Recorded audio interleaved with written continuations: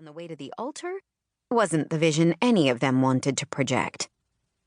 She took several deep inhales to control her breathing as she approached the bakery, and then walked into the cheery shop with a serene smile plastered across her face. Mariella, the bakery's longtime owner, made eye contact from behind the counter and inclined her head toward one of the cafe tables. As if Mariella could have missed the woman chowing down on what looked to be a baker's dozen donuts, while wearing an elaborate wedding gown, complete with a bejeweled bodice and a ridiculously long train. She approached the table slowly, trying not to cringe as a dollop of strawberry jelly dribbled off the woman's chin to land smack dab in the middle of her lap. A white wedding dress and jelly did not mix well. "Hi," Mariella said as she slid into the chair across from the woman.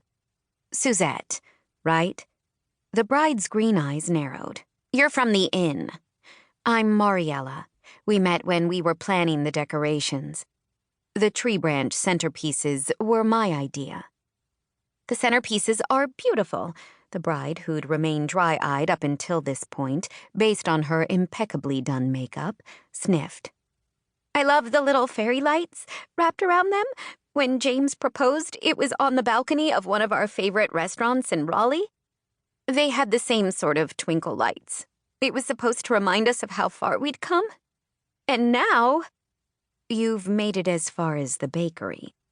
Mariella reached across the table and plucked the half-eaten donut from the woman's manicured fingers. "There's still time for you to enjoy those fairy lights." The bride, Suzette, shook her head. "I can't go back." She looked miserable and heartbroken, which Mariella figured was better than angry and bitter. When she'd hurled the 3-carat engagement ring at her fiancé's cheating head, she'd been all fiery temper. The heartbreak had truly set in later, along with a healthy dose of humiliation. "Tell me why. I remember you and your fiancé."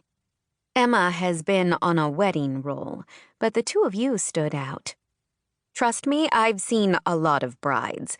I have a good sense for who's going to go the distance. I'd bet on the two of you." The woman gave a watery smile. "Me too," she agreed. "James is a great guy. I'm lucky. That's why I can't go through with it." "Maybe all the carbs are messing with your brain cells." Mariella picked up a napkin from the table and dabbed at the corner of Suzette's mouth, which was caked with powdered sugar. "I understand a bride who hits the dusty trail before the wedding because their husband-to-be is a jerk, not someone who's snagged a great guy." "I'm the jerk, and I don't deserve him. I don't deserve to be this happy." "What makes you think that, honey?" Mariella's phone buzzed, but she ignored it. Out of the corner of her eye, she could see Emma at the window of the bakery. The Wildflower Inn wasn't far from downtown. She gave an almost imperceptible shake of her head. There was something this bride needed to tell her. If Emma burst in now, Suzette might clam up again and take off before they could salvage her day. Once again, Mariella marveled at the fact that she was the one trying to save a wedding, as opposed to wrecking it. Suzette's mouth pinched into a thin line. "There's something he doesn't know about me. About my past. I saw the way that man looks at you. I can't imagine there's anything you could tell him that would make a difference." "I'm not who he thinks I am." Mariella had seen and heard a lot in her day, but she might be in over her head on this one. Then she thought about Emma, as well as Angie, who had given up the security of working in her family's Italian restaurant to manage catering for the inn. How much every event meant to each of them. She would not let down her friends. She'd let down too many people in her life already. "Are you a spy? Or a serial killer? Because I can see how that would be a deal-breaker for some people." "I'm adopted," Suzette whispered, as if she were sharing something way worse than body parts in the freezer.